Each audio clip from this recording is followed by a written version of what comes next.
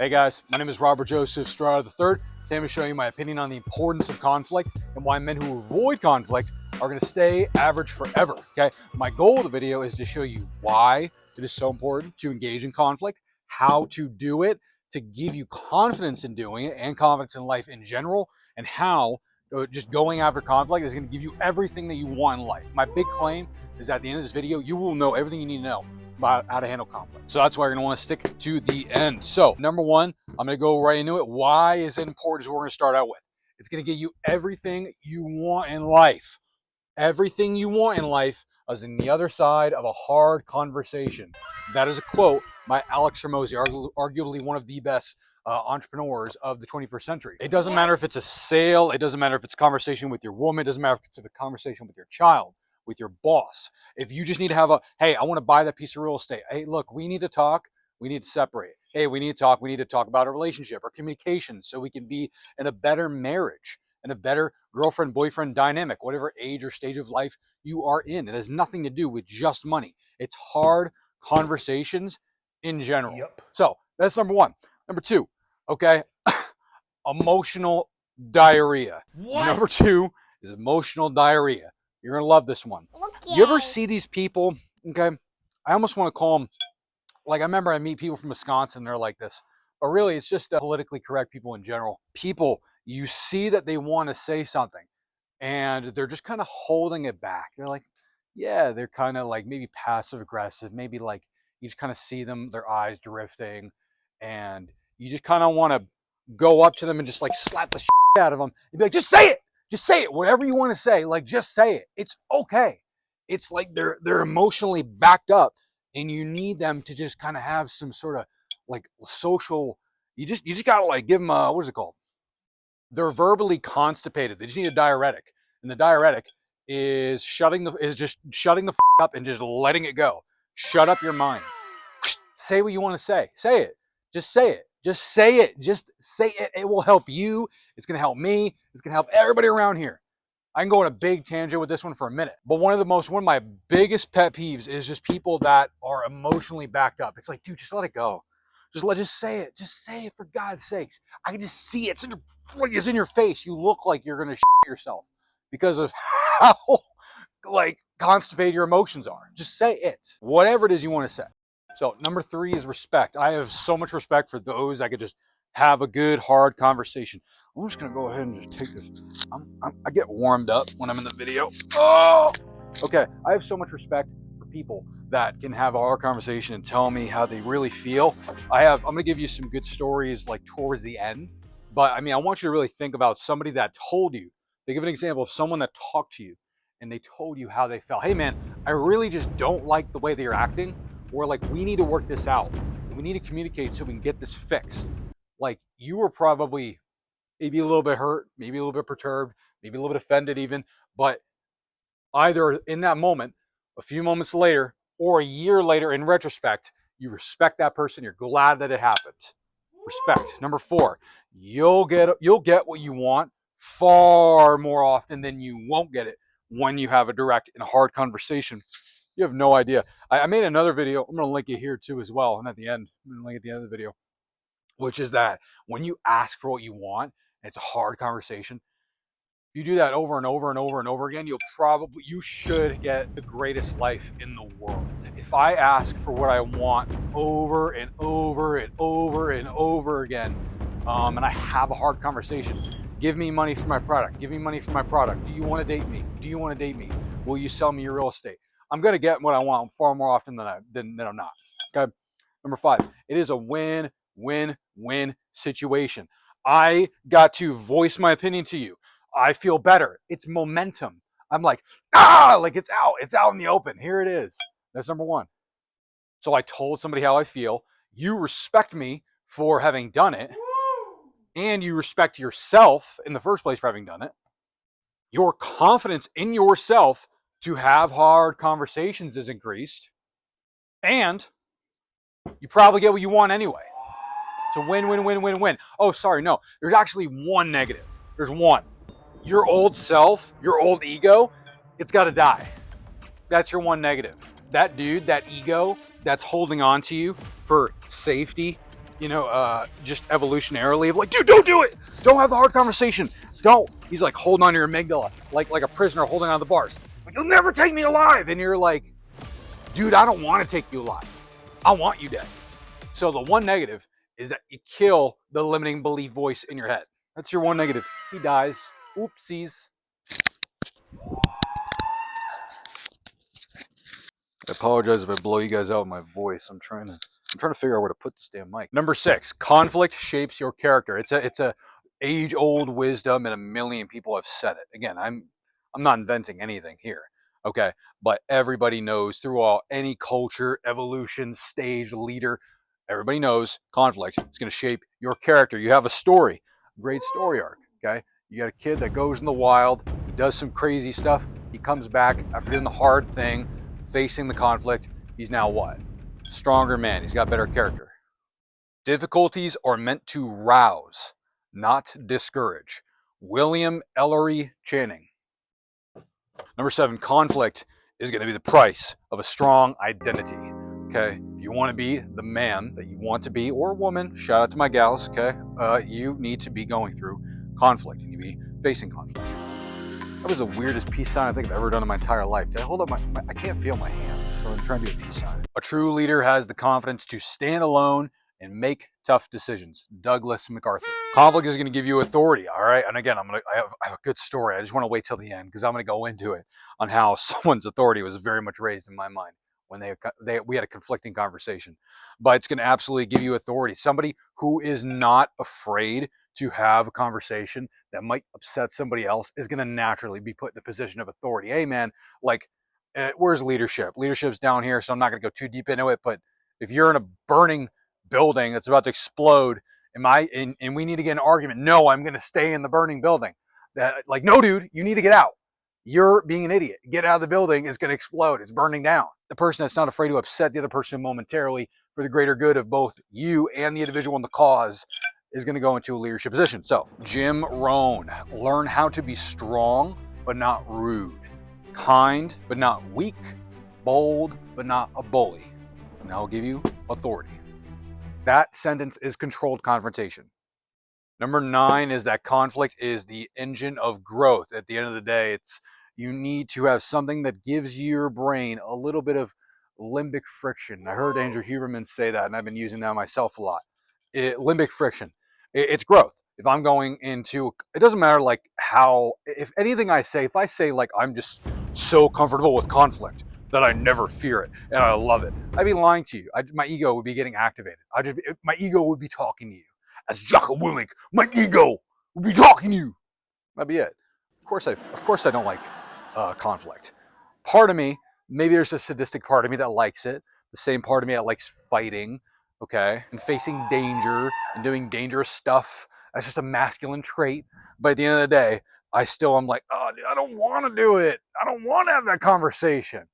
Okay. Which is literally, in and of itself, the reason why it's going to create growth. That is why ice baths are so great. Like I take ice baths every day. If ice baths, or maybe jogging, maybe you're jogging or you're fighting or the gym, if it all of a sudden became easy, it wouldn't be opportunity to grow. It's the sucking in and of itself that leads to the growth. Number 10 is that you get used to it. And this is really just such an amazing thing. Is like, think about the president of the United States of America. Okay, you got a guy who every single minute, every single 5-minute block, every single 2-minute block is booked out, and every single every hour he has to make a decision that could affect him, his life, his reputation, his family's reputation, and generations of his fellow countrymen and the entire country as a whole for generations to come. That's every single hour of his day. Guess what? That dude was born with not green blood. He was born just like you. He's born a baby. He was born a baby just like you. Okay. He wasn't born with the ability to compartmentalize and to be able to deal with stress a certain way and to be just a massive leader. Maybe he had a little bit of a better strength in one area where he was able to have a little bit more compartmentalization, maybe stressed a little bit differently, okay? But at the end of the day, he was born a baby, and there's no special, I can just control all my gene. I mean, if you find that gene, let me know so we can put it in a bottle and I can inject it. I'll buy it like a drug off the street. So the guy, the president, got used to it. Number 11, we covered it a little bit in number 8, but it's leadership. If somebody who's able to have conflicting conversations with the troops is going to be naturally, keyword naturally, put into a leadership position. I don't want somebody that's going to tell them, I don't want yes men. I hate yes men. I want conflict. Conflict is growth. Hey man, do I sound like an idiot when I make this video? Yeah, you sound like an idiot. Oh, I do? Why? Well, you got this bat in your hand and you're smacking the board and you got Bob Ross here. Oh no. What? And then what I'll tell him is, yourself. No, I'm kidding. Well, I mean, I would for that. But hey, dude, like, hey, look, here's what happened. Here's the situation. What do you think about it? Well, I think you really messed up. Really? How so? Well, you did this, this, and this. Huh, I don't think I did bad because I did that. Yes, you did. Yes, you did. You need to open your eyes, Rob. Open your eyes, Strada. Stupid. Got it.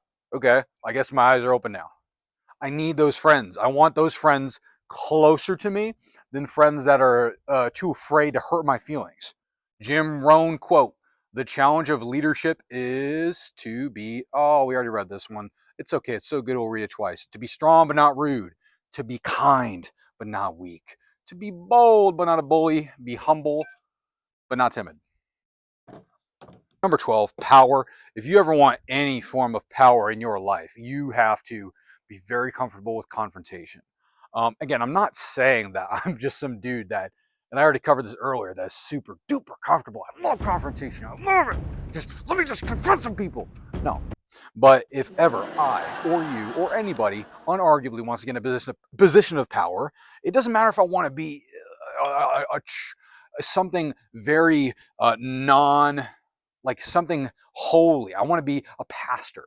Okay. You think pastors don't have massive confrontation with the people in the church? Do you think if I was going to be, I don't know, I was going to dedicate my life to volunteering, like I'm not going to have confrontations with people? I'm not going to need to have super hard conversations.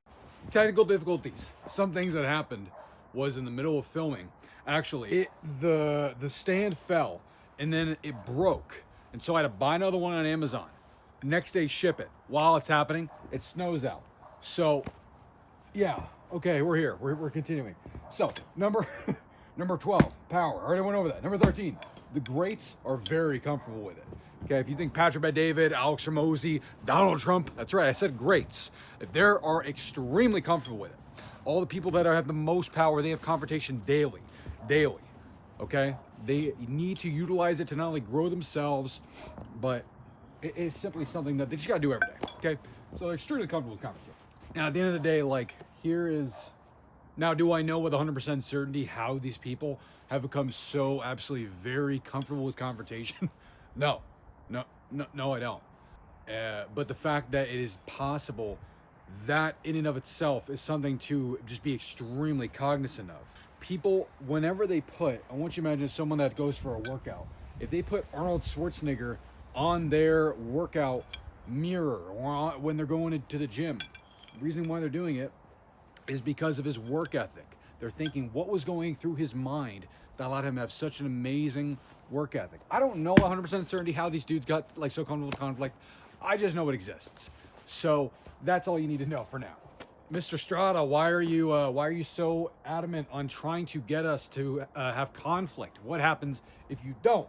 Well, I'm so glad you asked. You stay average. So here's the negative effects of just what I'm trying to show you, because I believe it's important that you not only know what you're getting, but I believe we as humans, in fact, I know for a fact, because there's many studies of this, we're more motivated by pain. So here's what happens if you don't, okay? These people, they're training themselves to be non-threatening if you do not have conflict on a continuous basis. Jordan Peterson, he has a very great, famous quote, which I think would help in today's. You just need to be a monster. You need to be a monster. If you are non-threatening, that is very bad, okay? Maybe that's why I walk around with a big baseball bat. Yeah! But utilizing conflict continuously as a growth method is going to be the thing that is going to allow you to be an individual that is capable of harm and emergency. You're able to have a conversation that's very necessary. Here's another deep thing. Number 2, which is very bad that happens, is they never build the proof of strength. So it's very important for an individual over the course of their life, especially for men, is that we continuously put ourselves through these, just quite frankly, terrible experiences because we need to, right? Why do we want to go for an Ironman? Why do you go for, you know, those runs? What the hell are they called? The Greatest Mudder, those 100K races. Why do people read David Goggins' books? You know, why do they do Navy SEAL training? It's because they want to put themselves through really hard steps to prove how strong they are. They want to see how deep their character goes and that they truly have what it takes, because that is what allows you to have, as at least as a guy, right? This is for a man. It is allow you to have true strength.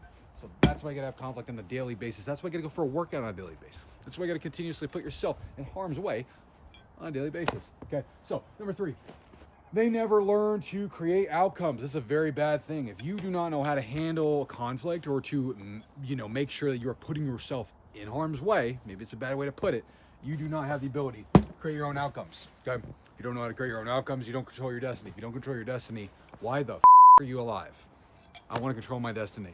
Okay, and the way I'm going to control my destiny is I gotta be, capital R, ruthless. I'm not saying you should do anything crazy, or like, you know, I'm not saying you should be like out here just straight killing people, like not like that. I'm not saying that at all. What I'm saying is you need to understand that in order to create outcomes, you have to be very okay with conflict. You have to understand that there are people out here who have conflict on a daily basis, sometimes an hourly basis, that are very comfortable with it. Do I know with 100% certainty, like I just said earlier, how they do it? Sure don't. Do I know it exists? Yes. What does that mean? It means I have a stable datum to move towards because I understand it exists. That's all I need. That's it. I don't need the exact answers yet. That's what I'm going to spend the rest of my life looking for. So now I have a little bit of the how, though. Even though I don't have the answers, I have, which is, as far as conflict, say the thing, okay?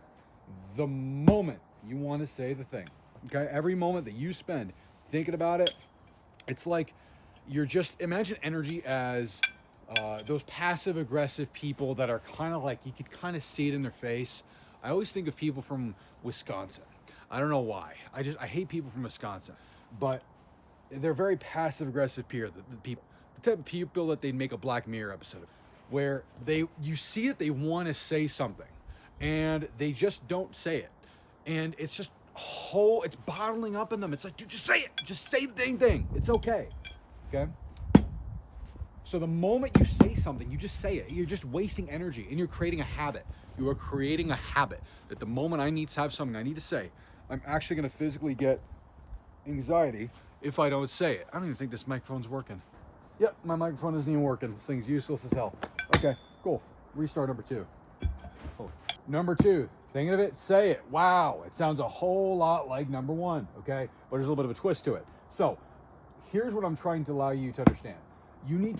This is gonna allow you to have the best life in the world. This is the life that I want. If you guys want to chase this dragon with me, you want to chase this train, this is the best dragon in the world.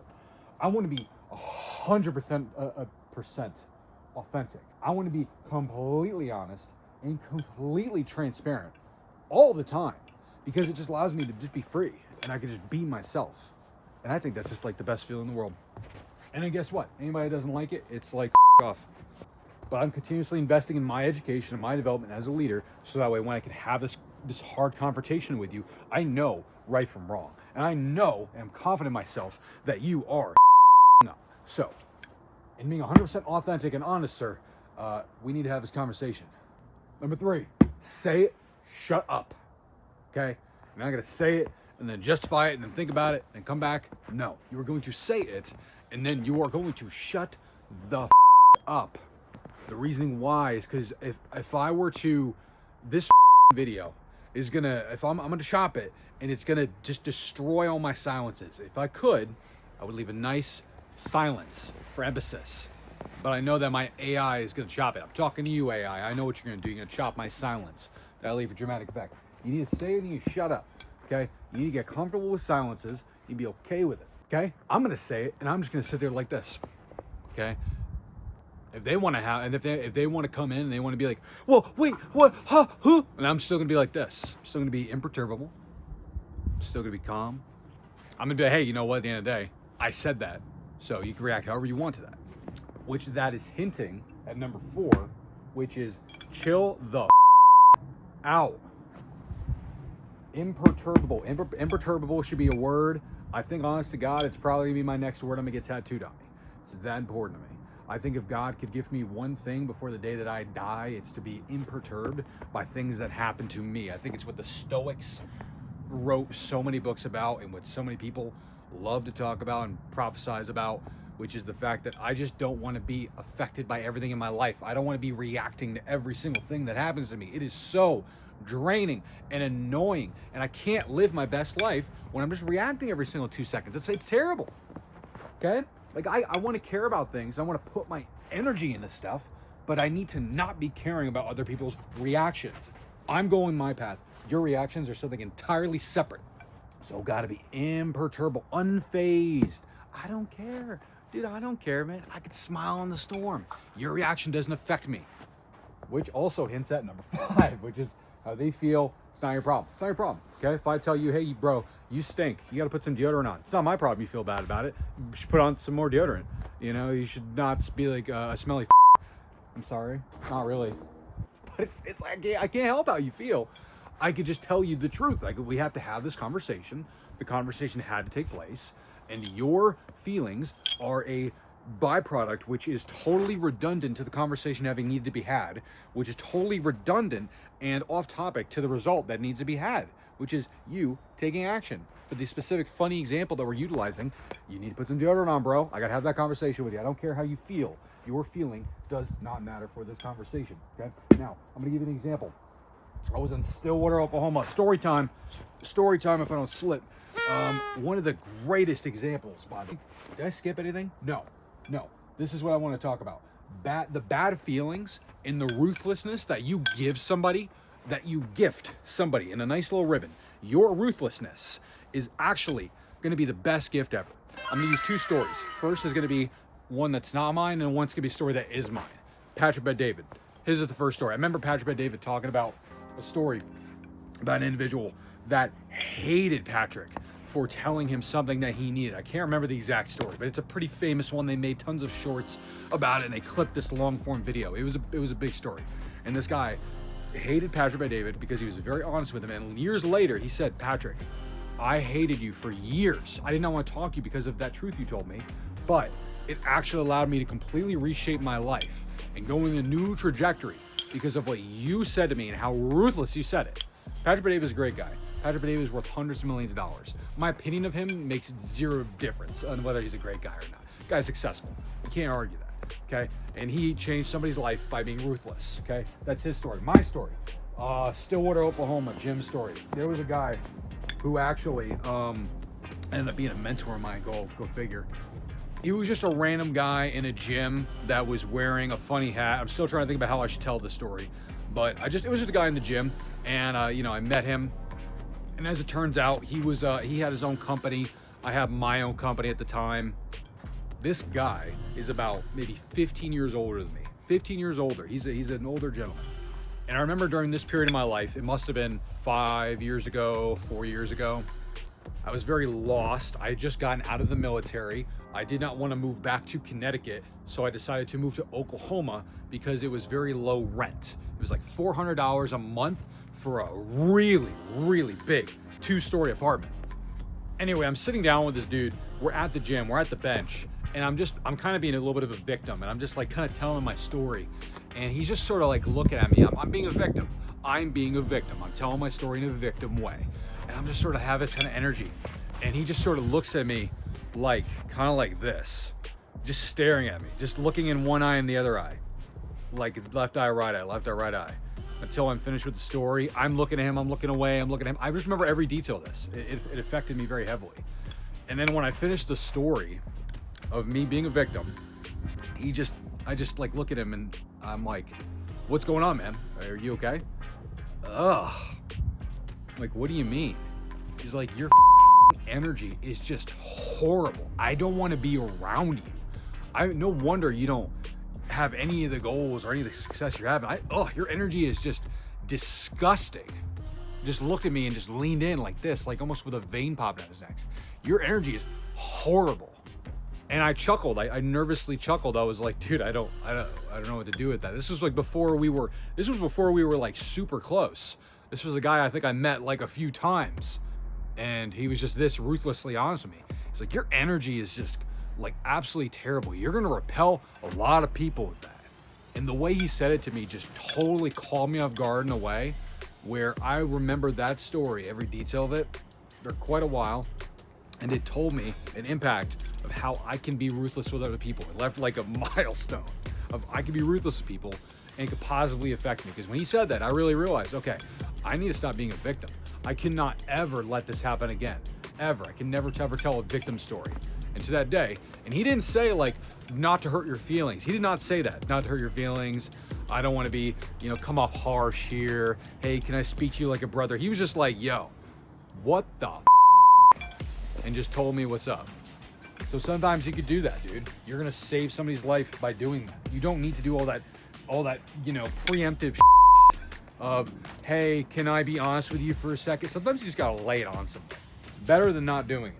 Number 6, do it often enough so it feels normal. I mean, dude, like I tell you, there's people in the world that are unarguably very, very, very comfortable with it. They could have a very confrontational conversation every multiple times per hour, multiple times per day.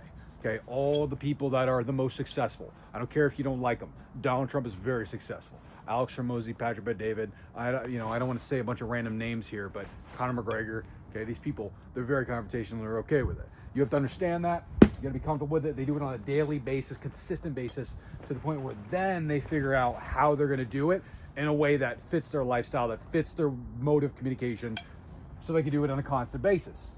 By doing it often enough, you're going to figure out how to have a hard conversation. You're going to figure out trial by fire. You're going to figure it out. It's going to be stressful, and that's the reason why you're going to figure it out. Number 7, the biggest thing is just be very okay with being disliked, okay, and hated. Listen, this is the big thing I want to say. If this is something actually Grant Cardone taught me, by the way, if 50% of the entire world hated me, I'm sorry, if 50% of America just hated me, okay, nobody loved me, only like 50% of America knew me and everybody hated me, I could be the president of the United States of America with that amount of influence. Isn't that baffling? Like, everybody could hate me and I could still just be in a massive position of power. That means people do not need to like me. They need to know who I am. Patrick David story I already told you, but it's the consistent thing that we keep telling ourselves. Hey man, do you want to be liked or do you want to be respected? Because it's really one or the other. Okay, do you want to be liked, respected? Because let me tell you something. If you, I don't. My motto is I do not care if people like me or love me, but they are going to have an opinion about me. That's the biggest thing I want. You see a dude with a baseball bat. If you watch this far, holy, would you turn on, please? You see a dude waving a baseball bat around, saying some wild opinions. You're either going to have an opinion about me. And here's the wild thing about somebody loving you. If you're going for someone to like you, they will never love you. If you're okay with them hating you, then they will love you. Because the emotion, it lives in the extremes. And people that I love the most, some of the most controversial people in the world, I actually hated them at first. Hated their guts. Okay? I want you to think about these people. I hated them. Conor McGregor, Donald Trump, Andrew Tate. Like, there's these people that I really just, it was like, oh, you guys are like, what the hell? And really, it was group thought because everybody else hated them.